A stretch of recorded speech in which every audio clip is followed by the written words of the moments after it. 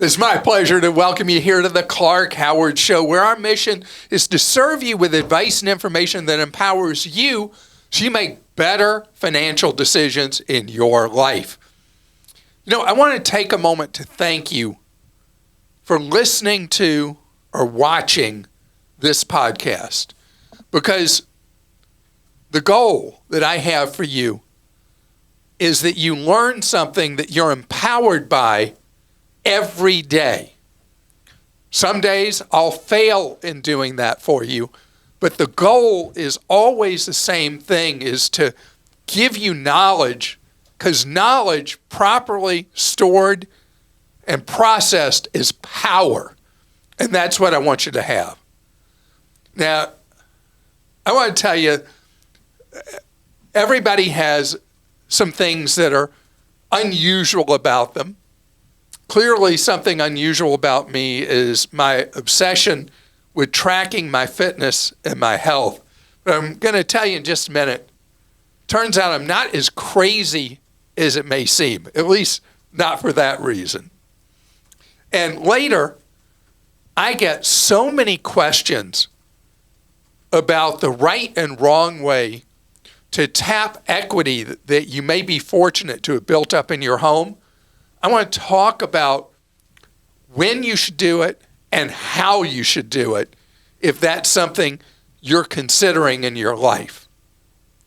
So, yeah, it's true. Those of you who watch the YouTube show, you can see my, I don't know if it's a flaw or whatever, my obsessions. I have my Aura fitness ring, health ring. I have my Samsung smartwatch, does all kinds of health tracking. And then I have my Garmin fitness tracker. And obviously, that's really weird to wear 3 of them. But I love staying fit. And having the data is not necessarily affirmation, it is drive. It drives me. I can look down at my Garmin and say, oh, I haven't met my goal today. My goal today, according to Garmin, is 14,810 steps, which is almost 7.5 miles. That's what it wants me to do today based on what it feels would be optimum performance for me. And the Aura tells me every day how I slept and how basically my heart health is. Well, now, the story I read in the Financial Times of London that is really important stuff. This was just released at the American Medical Association convention, that a study was done at Yale that found that the Apple Watch, that has the ability to do what's known as a one-lead EKG kind of thing, that now the Yale scientists were able to use that data to figure out in advance, for people wearing Apple Watches, there's no reason this wouldn't also be applicable to all these other things I wear, that's able in advance to predict with near perfect accuracy who has lurking within them serious heart problems that could lead to all kinds of things like early death, heart attack, that kind of thing.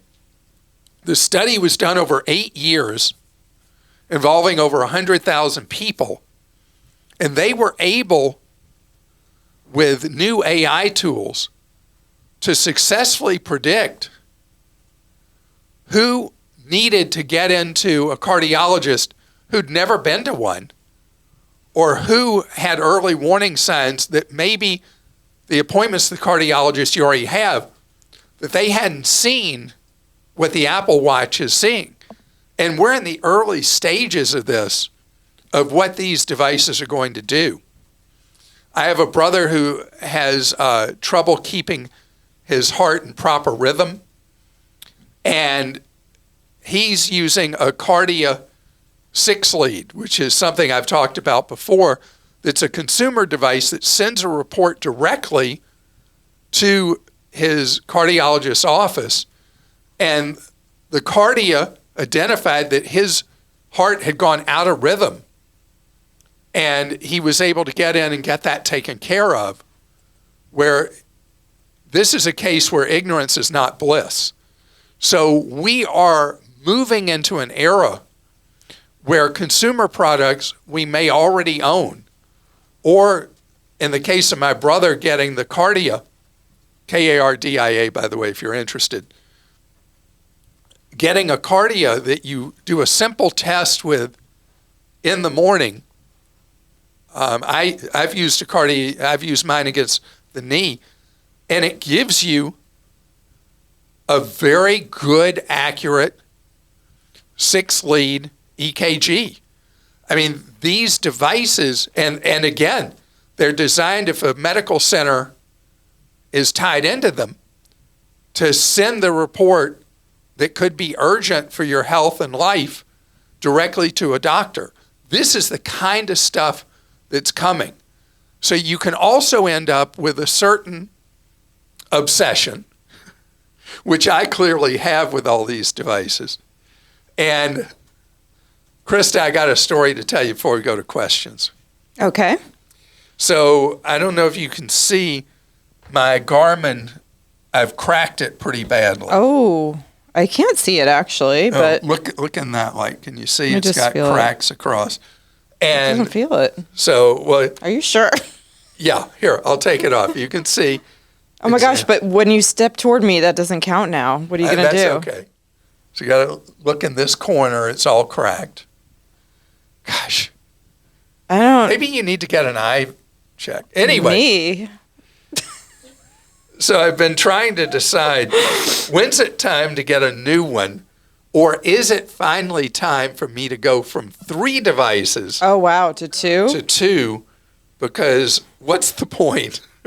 Yeah. Because my Samsung counts my steps also, just like the Garmin. That's what I use. I use my Samsung. And it harasses me to be active. It says, get up, walk around, you're being sedentary. So probably I'm overdoing it. Probably. You think? Man, yes, I am overdoing it. But it's all about trying to stay as healthy as I can. For sure. And that is important to all of us. All right. Are you ready for some questions? All right. Medora in Georgia says, my employer recently announced that all spouses who have the opportunity for another health care plan through their employer must take it. How do HSA contributions work if both spouses can get on an HDHP through their employer? Is there a silver lining here, such as that they can take advantage of each employer's contributions to their HSAs? All right, Medora, first of all, a couple things.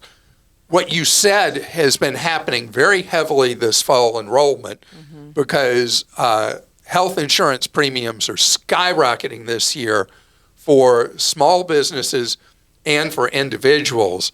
And that's all tied up in that big fight that Congress had about the subsidies on the Obamacare plans. And so you being cast off to your employer's plan instead of being a dependent on your spouse's plan happening all over America. Second, HDHP, what's that mean? High deductible health plan that triggers eligibility for an HSA. And actually, your spouse's employer may be doing you a favor because if you both have employers that give you money towards your HSA and you haven't been eligible for it because you weren't on the employer plan, now you will both be eligible to get that employer money, each from your separate employer. But there's a max per family per year, yes, there's right? a max per individual and per family. But employers aren't giving you enough to hit the max. For sure. Johnny in Michigan says, hi, Clark. If you had to buy a vehicle with an average income for 2025, going up against the end of it now, what would you buy and why? Thanks for all you and your staff do for everyone. So if you go with what Consumer Reports has said, it's pretty clear what you'd be looking at for an average income.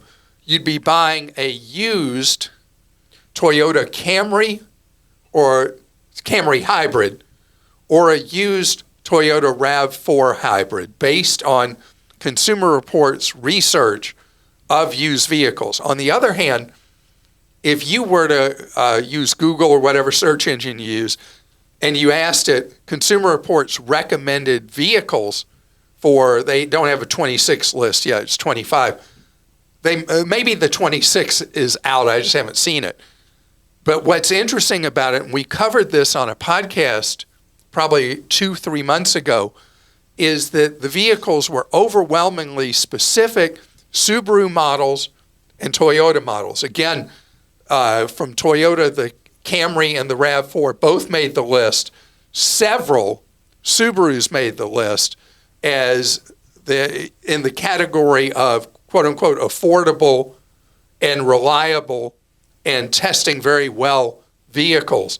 So if you don't have Consumer Reports, you can access these lists in full through your library for free or by one-time access from Consumer Reports, or you can just Google and see the non-subscriber summary of what are those recommended vehicles to look at, new and used. All right, Sergio in Indiana says, "Hi Clark, I'm 17 years old and a junior in high school. I've saved about $1,000 from side jobs like mowing lawns, babysitting, and helping elderly neighbors." Good for you. I know. My parents aren't very financially experienced, but I really want to learn how to handle money wisely and invest early for my future. I've been researching Roth IRAs and want to open a custodial one, but I'm not sure where to start. Which brokerage would you recommend? How should I invest the money once it's open? And is it smarter to invest the full $1,000 now or gradually over time? All right. So you're awesome. Yes, he is. I don't remember having you as a child. But you sound like what I would hope my children would be like. Oh, they are. All three of my kids are really into saving money. So the $1,000, I would consider Fidelity because you're so close to 18. Fidelity gives a mid to late teen more control of a custodial account than other financial institutions. So you could go to Fidelity, open an account, and you said your parents aren't experienced, you can be their teacher. But anyway, if you open a custodial account with Fidelity, custodial Roth IRA, again, you'll get control of it your next birthday.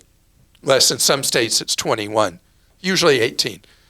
And you would put the money, if you followed my general guidelines, you'd put the money in a target retirement fund. And Fidelity has two versions of that. You want to be in the indexed version of the target retirement fund and do it for the last year they've got, which probably is maybe 2070 at this point.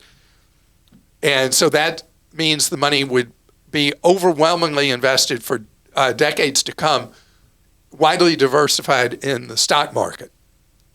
As to whether you would put that $1,000 in all at once or put it in pieces, there's normally an advantage to dollar cost averaging, but not really in this case. I just throw the $1,000 in. No, the market could take a dip for a while, but the thing is, the math says time in the market will benefit you, and as you keep working through the remainder of your teens into your 20s, you've got a head start. You keep adding to that Roth IRA. The other alternative I like is Vanguard for that, but they're going to require more traditional control on a custodial account invested the same way. But how great. You're helping those neighbors. You're doing all these things. You've got the income. You invest it now, and it will grow tax-free for the next 50 years. And it will grow into quite a bit of money, just that initial amount. And that's why starting young is so important to creating financial independence. Coming up ahead, I want to talk about a lot of Americans would like to buy a home and can't find one they can afford. A lot of other Americans have a home that they can't afford to sell because their payment's so good and they've got so much equity in it. I want to talk about the temptation of tapping the equity, when you should do it, and the right way to do that. This is such an unusual time, as I just said a couple of minutes ago, with how Americans are sitting on enormous equity in their homes. I saw a stat recently. I've only seen one place, and I've not seen it independently verified in multiple sources, but that we have the largest percent of people who are buying a home, owning it free and clear, that we've ever had in stats in the modern era. Roughly 40% of Americans own their homes free and clear. Historically, it was around 30%. And so people are staying in place who might have cycled out. But they're staying because they didn't pay a lot in today's dollars for a home. They own it substantially, or they own it free and clear. And the house is getting some age on it, and it needs work. That's when it's A-OK to borrow against the equity that home has built up over the years to repair things, improve them, replace a roof, something like that.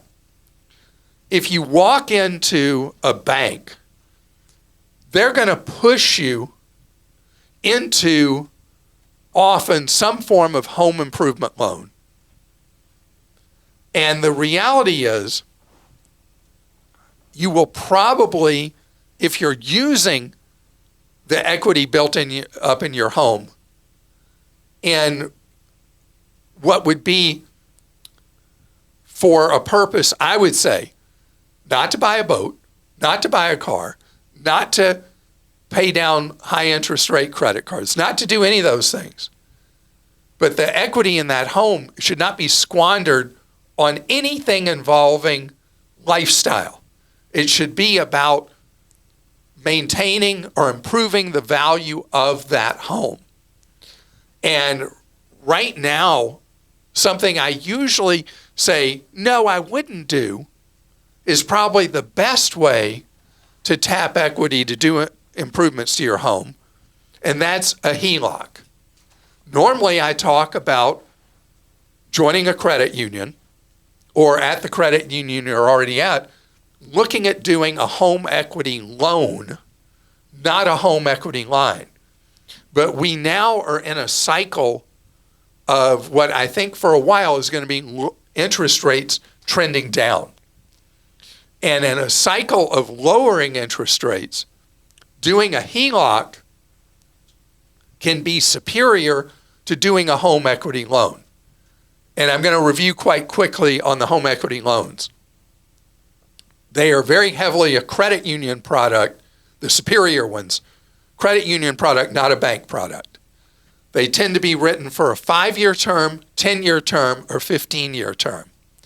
5-year term home equity loans have very favorable interest rates and terms, but you got to be able to pay off whatever you're doing to your home in 60 months.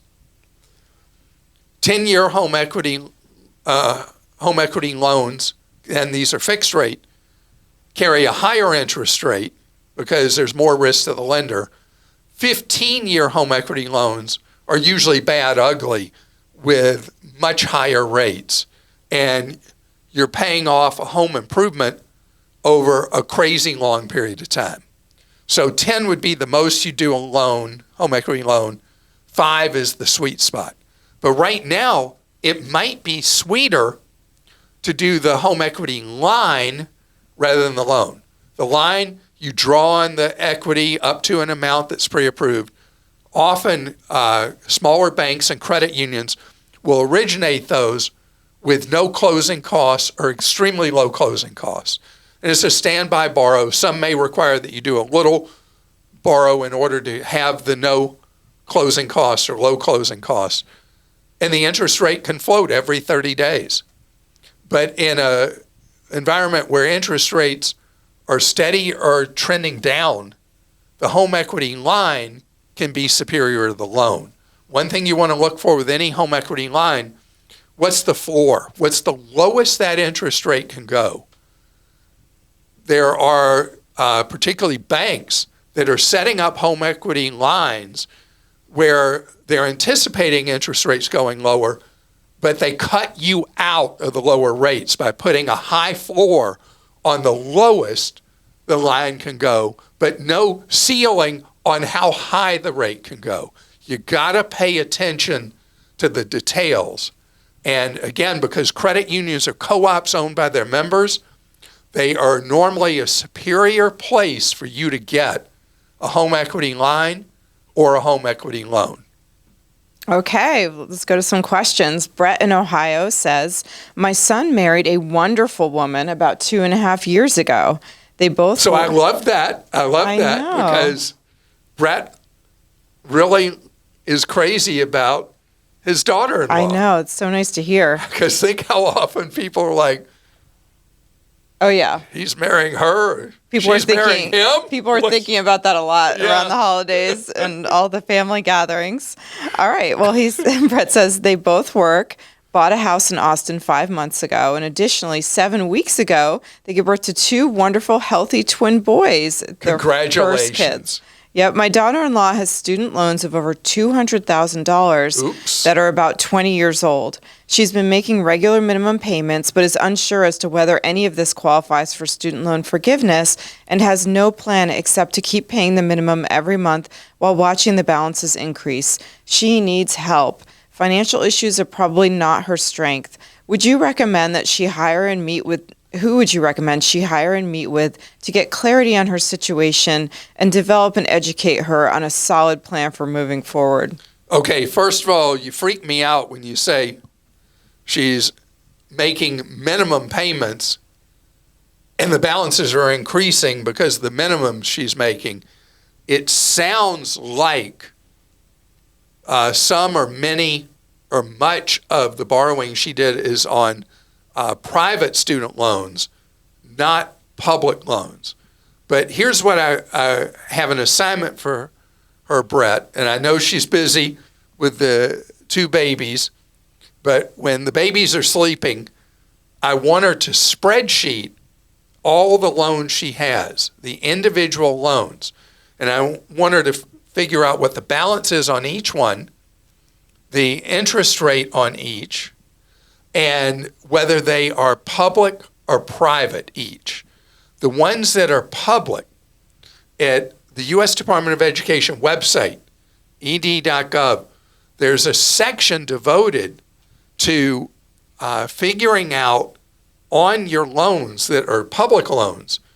If you said 20 years, she may already be eligible for loan forgiveness on some of those federal loans, because federal loans with on-time payments over the years, the remaining balance for many of those loans can be forgiven after 20 or 25 years. Now, the forgiven amount is taxable, but that's still much cheaper than having to pay the remaining balance on the loans. The private loans are a whole different matter. So that's why you got a spreadsheet. The private loans, paying minimums is a trap to keep you in debt for the rest of your life. It's almost like with a credit card that if you pay the minimums, you'll be in debt usually for 4 decades. So the student loans are worse, the private student loans, in that you stay in debt forever if you pay the minimums. So what she doesn't know is where the problem is. A counselor is not necessarily the path. It's information that's the path. And she's just got to discipline herself to sit down, make the list, figure out what the loans are. And on the private ones, she's got to pay more than the minimum. I mean, that's just all there is to it. Okay, and then Arnelia in Georgia says, I'm currently a renter with a well-known home rental company. Recently, a few other renters and I who rent from this company received an email stating that we must subscribe to their internet package at the beginning of the year. We do not have the choice to opt out of the internet package. It's mandatory, and the monthly fee will be included in our rent. This package is not mentioned in the lease. Are rental companies allowed to force renters to accept an internet package?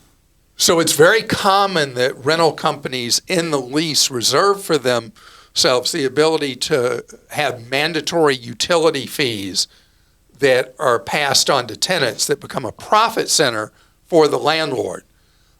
You and your neighbors need to thoroughly go through the lease and make sure there's no clause in there that is a waterfront kind of clause that would give the landlord the ability to rip you off with an internet package. Having said that, there's lots of reports out there of landlords passing on fees like this illegally, that there is no provision in the lease allowing it. So read that lease, every single sentence of it. Hopefully one of your neighbors is a lawyer or paralegal and will be able to help each other know whether or not you are in a position you have to pay it. And if it's not in the lease that they have the right to do so, you send the landlord a certified letter saying that you refuse to pay this because it is not in your lease. But landlords tend to sometimes play fast and loose, and it's up to you to stand up for yourself. Most people just roll over and pay whatever. No. But I am worried that in the lease somewhere, there's some inane sentence in there that makes no sense that actually makes dollars for the landlord that gives them the ability to do it. That's why you've got to read it so closely. And Andie in Texas says, it's my understanding that we can redeem savings bonds and put the proceeds into a 529. If we do this within the 60-day window, the earnings are not taxable. Can you confirm this? And also, if the bonds are in my name, can my child receive the funds in her 529? No, the 529 has to be owned by the person who has the Series I or Series EE savings bonds. And you just name that recipient as the beneficiary of the 529 account. So this is an annex to a long-standing thing where savings bonds used for eligible college expenses, the earnings over the years, instead of being taxed as ordinary income, become tax-free. So as a result, you can also move Series I and Series EE savings bonds tax-free into a 529 as long as you follow all the rules. And so you have to have the bonds that were issued after, well, anybody today would have bonds that were issued after 1990. And you, again, do not move them to a child's owned 529. You set up one for yourself as the owner, then you name that child as a beneficiary. You have to do it within 60 days of when you get the money from the Series I or Series EE savings bonds. And you document everything that it will be tax-free. And when you do your return, if you use a professional, they'll know how to do this. But for you, you got to both report the income, because you'll get a 1099 from the U.S. Treasury, and then you back it out of your return because it was a tax-free movement of the money. And so this is a great thing in the right situation. Oh, and I didn't mention, if you make too much money, you're not allowed to do this tax-free exchange. And if you go to Investopedia or something like that, you'll see a briefing explaining all the things I talked about, plus the income limits on being able to move money from Series I or Series E savings bonds tax-free over to 529.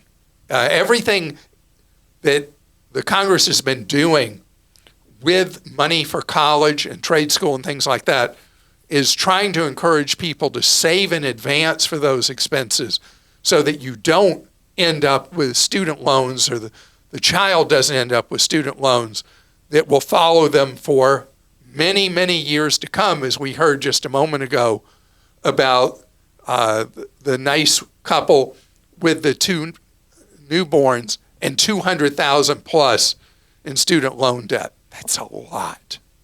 Well, I hope that you heard something today that you found interesting and useful in your life, that you can relate to somebody else who you hear them talking about something, say, oh, well, let me tell you about this. That we all help each other. You know, my whole thing about what we do on our websites and our newsletters, what we do on social media, what I do if you're in a market where you see me on TV or hear me on radio, it's all about knowledge that gives you more control in your own life to make better decisions, to create more financial independence. If you're carrying debt, to work through getting rid of that debt. That's what this is about, is you learning ways to save more, spend less, and avoid ever, ever, ever getting ripped off. Have a great day.